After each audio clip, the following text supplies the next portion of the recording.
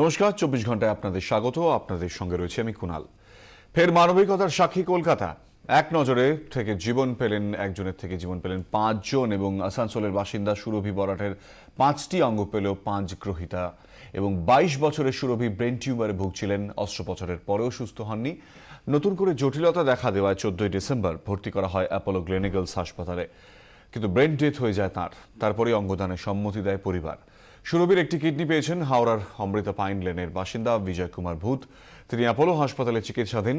সুরভির আরেকটি কিডনি পেয়েছেন বারুইপুরের বাসিন্দা পরিতোষ নস্কর, এসএসকেএম হাসপাতালে কিডনি প্রতিস্থাপন হয়েছে।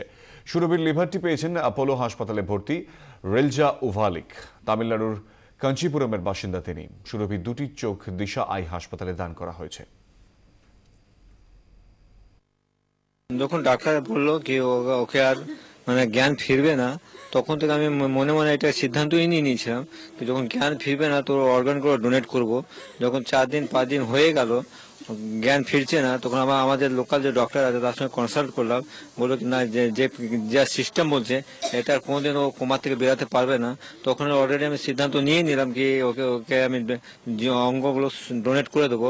2 দিন আগে আমি হসপিটাল কর্তৃপক্ষকে বললাম কি আমি এরকম রাজি হয়েছি দেওয়ার জন্য। তো উনি বললেন কি ঠিক আছে, আমি যে যা যা প্রসেস আছে আপনি করুন, আপনি আমাকে হেল্প করুন, আপনি যা যা বলুন আমি হেল্প করতে রাজি আছি। তো হসপিটাল কর্তৃপক্ষ আমাকে প্রচন্ড হেল্প করেছে এই ইয়েতে। আমি এটাই চাই কি যাদের দেওয়া হচ্ছে তারা খুবই ভালো থাকুক, আনন্দ থাকুক। ওর মধ্যে আমার মেয়ে বেঁচে থাকবে। আমার মেয়ে তো বডি আমার কালকে নিয়ে চলে যাবো আসানসোলে, কিন্তু ওর মধ্যে আমার মেয়ে বেঁচে থাকবে, এটাই আমার খুব আনন্দ হবে।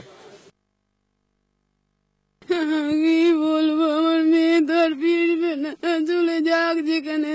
কারো হাতে প্রাণ বাঁচছে এই কিডনিটা নিয়ে। আমার মেয়ে তো চলে গেল, আমার কাছে তো আর ফিরলো না।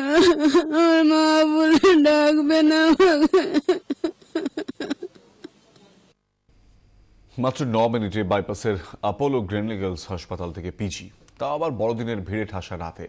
শহরের মোড়ে মোড়ে যখন ট্রাফিকের গোত্তা, তখন সুরভি বসাকের একটি কিডনি মাত্র 9 মিনিটে বাইপাস থেকে পৌঁছে গেল রাজ্যের একমাত্র সুপার স্পেশালিটি হাসপাতালে। সৌজন্যে সেই গ্রিন করিডোর তৈরি ছিল কলকাতা পুলিশ। আগে পাইলট কার, পেছনের গাড়িতে সুরভির কিডনি। যাত্রাপথের সমস্ত সিগন্যালে তখন একটাই রং, সবুজ। শাঁসা করে এগুলো গাড়ি। 9 মিনিটে পিজি, সেখানে নতুন জীবনের অপেক্ষায় ডায়ালিসিসে থাকা এক রোগী।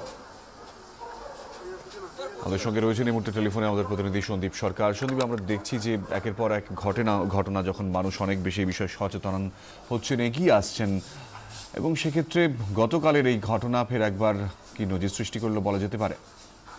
দেখো, এটা কলকাতা শহরের বুকে দ্বিতীয়বার গ্রিন করিডোর তৈরি করে সফলভাবে অঙ্গ পৌঁছে দেওয়ার ঘটনা, এবং দুবারই ঘটনাচক্রে অ্যাপোলো থেকে এসএসকেএম হাসপাতালে পৌঁছে দেওয়া হলো অঙ্গ।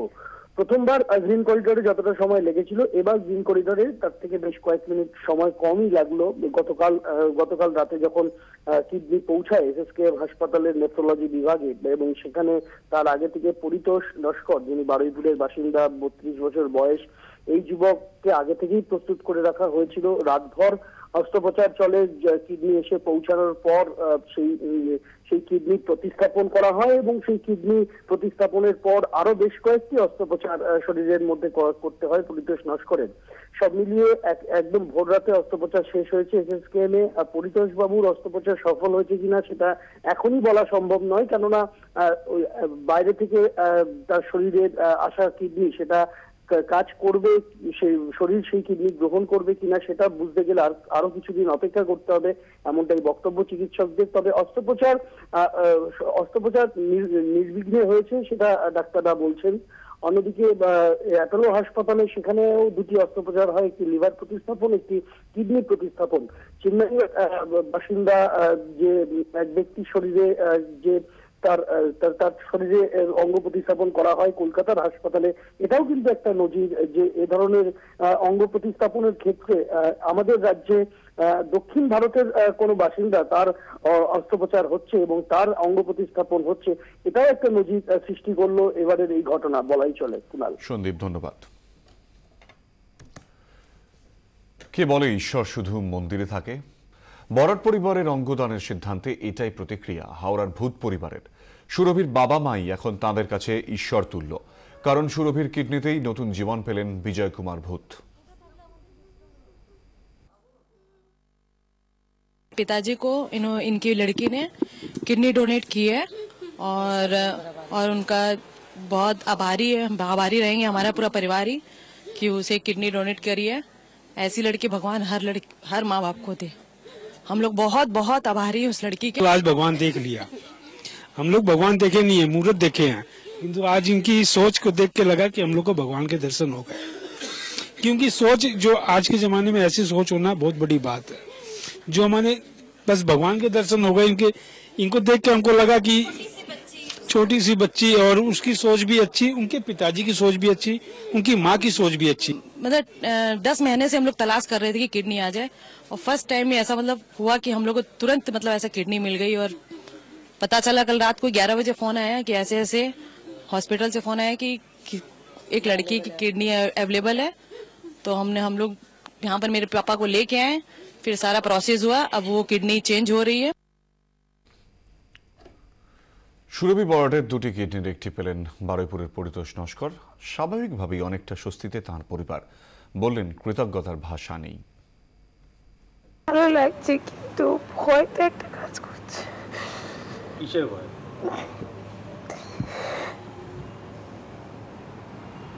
ওনার শরীরের অবস্থা কেমন ছিল? শরীরের অবস্থা ভালো ছিল, আমি চাই যেমন অবস্থায় নিয়ে এসেছি তেমন অবস্থায় ফিরিয়ে নিয়ে যেতে। তাদের অসংখ্য ধন্যবাদ, তাদের সারার জন্যই আজকে এই জায়গায় এসে দাঁড়িয়েছি। তাদের আমরা কোনো খোঁজই পাইনি, আমাদের কাছে ভগবানের মতো আগন্তুকের মতো এসে দাঁড়িয়েছি। কখন খবর পেলেন একটু বলেন? আমরা 11:30টার সময় বাড়িতেই আমাদের কাছে ফোন যায়, তখনই আমরা সেই অবস্থায় আমরা জানি না কোথা থেকে কে দিয়েছে বা কিভাবে কি হয়েছে। ফোন করে কি বলা হয়েছিল যে এখানে কিডনি ট্রান্সপ্লান্টের খাতায় নাম লেখানো হয়েছে, আপনারা আসুন, এখানে কিডনির সন্ধান পাওয়া গিয়েছে। কতদিন ধরে আপনারা কিডনি সন্ধান করছেন? আমরা বেশি দিন করিনি, আমরা 9 নভেম্বর খাতাতে নাম লিখিয়ে গেছি। 11:50 নাগাদ ওনার কাছে ফোন যায় ডিপার্টমেন্ট থেকেই। ফোন যাওয়ার পরে ওনাকে বলা হয় যে এরকম কিডনি পাওয়া গেছে, আপনি কি ট্রান্সপ্লান্ট করাতে ইচ্ছুক আছেন? ওনার বাড়ির লোক একটু অনিচ্ছুক ছিলেন। উনি বলতে পারেন যে জাস্ট লটারি খেলার মতোই উনি রাজি হয়ে গেছেন। 3 জন পেশেন্টকে ডাকা হয়েছিল, তার মধ্যে থেকে ওনাকে চুজ করা হয়েছে। ডাক্তাররা বলছেন যে ওনার শারীরিক কন্ডিশন ঠিক ছিল বলেই হয়তো ওটিটা করিয়েছেন। যে ব্যক্তির কাছ থেকে জানি না আমরা যে কার কাছ থেকে পাওয়া গেছে, যিনি ডোনেট করেছেন, তাদের শুনেছি তিনি মারা গেছেন। তাদের পরিবারকে সমবেদনা জানানোর মতো ভাষা আমাদের নেই, বা আমরা তার পাশে দাঁড়াতে পারলে খুব ভালো হতো। জানি না কোথায় বাড়ি, অবশ্যই আমরা তাদের সঙ্গে দেখা করব। শুনে আনন্দ লাগছে, এর ভাষা প্রকাশ করা যাবে না। কি মনে হচ্ছে যে সত্যি এটা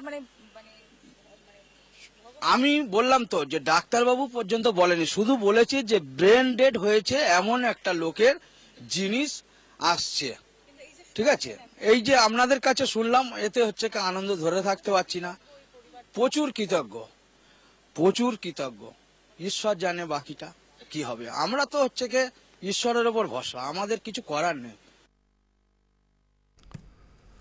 অমরত্ব কাকে বলে জবাব খুঁজতে আর পুরাণ ঘাঁটতে হবে না। চোখের সামনে সে নিদর্শন তৈরি করে দিয়েছে সুরভি। তার অঙ্গে প্রাণ ফিরে পাচ্ছেন 3 জন, দৃষ্টি পাবেন 2 জন, সব মিলিয়ে 5 জনের নবজন্ম। সুরভি চাইতেন মানুষের সেবা করতে, সেটা যে এভাবে সম্ভব হবে কি তা জানত। প্রতিক্রিয়া সুরভির বাবার। মেয়ে না ফিরলেও গ্রহিতাদের প্রাণের স্পন্দনে থেকে যাবে সুরভি, সান্ত্বনা মায়ের। ব্রেন টিউমার ছিল, প্রথমে হয়েছিল, তারপর শান্ট হয়েছিল। শান্টে এখানে আসতাম, অপারেশন করাতাম, শান্ট ঠিক হয়ে যেত, নিয়ে চলে যেতাম। এবার কি হলো আমি নিজে কিছু বুঝতে পারছি না, কি করে এরকম হয়ে গেল।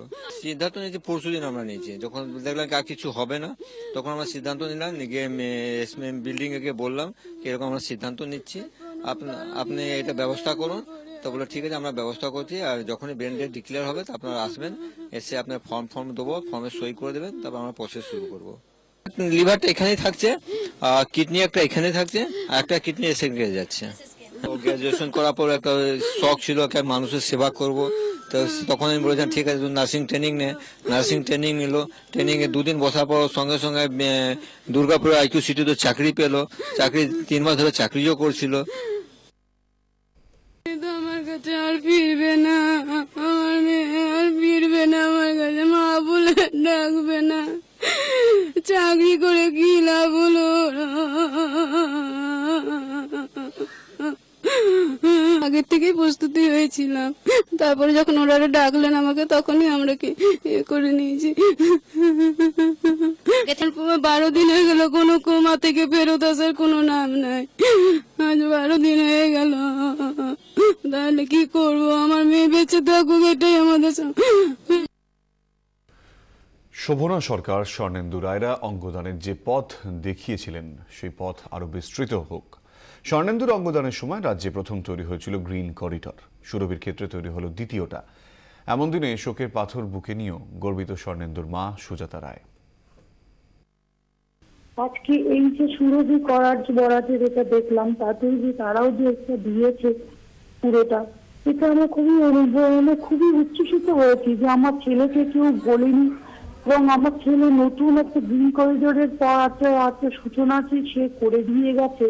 সেই পথে আজকে যে সবাই চলছে, এইটা আমাদের বাবা মা আমরা এটা পেয়েছিলাম এবং এটা পাচ্ছি, এটাই আমাদের খুবই ভালো লাগছে যে সে আজকে সত্যি স্বর্ণেন্দু স্বর্ণাক্ষরে তার ইতিহাসে নামটা লিখে গেল। 21 শতকের রেনেসা কলকাতাতেই। সংস্কারের শিকল ছিঁড়ে অঙ্গদানের বৈপ্লবিক সিদ্ধান্ত নিচ্ছে একের পর এক পরিবার। পথ নির্দেশ করে গেছেন এক মা, 70 বছরের শোভনা সরকার। জীবদ্দশাতেই মরণোত্তর অঙ্গদানের ইচ্ছের কথা জানিয়ে যান ছেলেকে। তাঁর ব্রেন ডেথের পর মায়ের শেষ ইচ্ছা পূরণ করেন ছেলে প্রসেনজিৎ। শোভনা সরকারের 2টি কিডনি পান বেলভিউ ক্লিনিক ও SSKM-এ ভর্তি 2 ব্যক্তি। বসিরহাটের যুবক স্বর্ণেন্দু রায়ের পরিবারও একই পথে হাঁটে। দুর্ঘটনায় মারাত্মক আহত স্বর্ণেন্দুর ব্রেন ডেথের পর অঙ্গদানের সিদ্ধান্ত নেয় তাঁর পরিবার। স্বর্ণেন্দুর কিডনি ও লিভার পেয়েছেন SSKM-এ ভর্তি 2 ব্যক্তি। শোকের মধ্যেও সাহস দেখালো আসানসোলের সুরভির পরিবারও। শোভনা সরকারকে নিয়ে এখনো পর্যন্ত কলকাতায় মোট 5টি অঙ্গদান হয়েছে। মস্তিষ্কের মৃত্যুর পর সারহীন শরীরকে বাঁচিয়ে না রেখে গুরুত্বপূর্ণ অঙ্গগুলি সমাজকে দিয়ে যাওয়া, যাতে মৃত্যুর সঙ্গে যুঝতে থাকা আর কারো বাঁচার স্বপ্ন বেঁচে থাকে। পথ দেখাচ্ছে বাঙালি।